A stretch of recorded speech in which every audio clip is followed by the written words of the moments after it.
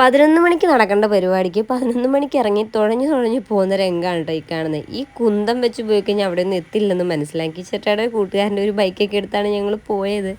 എന്തായാലും സമയമൊക്കെ പോയി. നേരത്തിന് എവിടെ എത്താനും പോകുന്നില്ല. അപ്പോൾ ഇത്തിരി വെള്ളമൊക്കെ കുടിച്ചിട്ട് പോകാമെന്ന് ഓർത്ത് വെള്ളമൊക്കെ മേടിച്ച് കഴിഞ്ഞപ്പോൾ ഒരു വകയ്ക്ക് ഉള്ളില്ലാത്ത സാധനമായിരുന്നു കേട്ടോ. പിന്നെ ചൂടല്ലേ, കുടിച്ചില്ലേ പറ്റുള്ളൂ. അങ്ങനെ കുടിച്ചു. എന്തായാലും ചേട്ടായി മേടിക്കുന്നെല്ലാം പാറുവിന് ഷെയർ അടിക്കുന്നുണ്ട്. എനിക്ക് പാറുവിന് നോക്കേണ്ട ആവശ്യം വരുന്നില്ല. അവരപ്പനും മോളും എന്തെങ്കിലും ചെയ്തോളൂ, ഞാനതിന് ഇടപെടേണ്ട ആവശ്യമേ വരുന്നില്ല. പുറത്തു പോകാനുള്ള ഏറ്റവും നല്ലൊരു കാര്യം ഇതാണ് കേട്ടോ. എനിക്ക് അവളെ നോക്കേണ്ടി വരില്ല, ചേട്ടായി അവളെ എന്തെങ്കിലുമൊക്കെ ചെയ്തോളൂ. അപ്പോൾ എന്ത് ഫംഗ്ഷനാണെന്ന് ഞാൻ പറഞ്ഞില്ലല്ലോ. ഒരു 1 ഇയർ ബേബിയുടെ ഒരു കുട്ടി ബർത്ത്ഡേ ആണ് കേട്ടോ. അപ്പോൾ അതിന് പോകുന്ന ഭാഗമാണ്. ഒരു ഗിഫ്റ്റൊക്കെ മേടിച്ച് ഞാൻ കൈ പിടിച്ചിട്ടുണ്ട്. ഒരു ഉടുപ്പ് ഞാൻ തയ്ച്ചെടുത്തിട്ടുണ്ട്. എന്നാലും ഒരു ഗിഫ്റ്റും കൂടി ഇരിക്കട്ടെ എന്നോർത്ത് ഒരെണ്ണം മേടിച്ച് കൈ പിടിച്ചിട്ടുണ്ട്. ഗിഫ്റ്റിൻ്റെ മറകിലിരുന്ന് പാറു ഉറങ്ങാൻ ശ്രമിക്കുന്ന ഭാഗമാണ്. പക്ഷെ ചൂട് കാരണം ഒന്നും നടക്കുന്നില്ല. എൻ്റെ പൊന്നു കൈസ് എവിടെയും പോകുന്നുണ്ടെങ്കിൽ ഈ ചൂടത്തൊന്നും എവിടെയും പോകരുത് കേട്ടോ. ഉരുക്കി തീരും. എനിക്ക് ദേഷ്യം വന്നിട്ട് പാടില്ലായിരുന്നു ചൂട് കാരണം.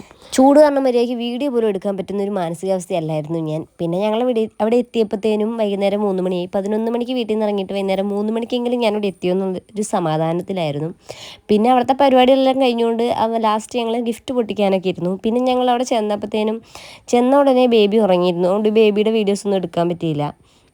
പിന്നെ ഞങ്ങൾ അവരോടെല്ലാം വർത്താനമൊക്കെ പറഞ്ഞ് വൈകുന്നേരം ആയപ്പോൾ വെയിലാറിയപ്പോൾ തിരിച്ചിങ്ങ് പോന്നു.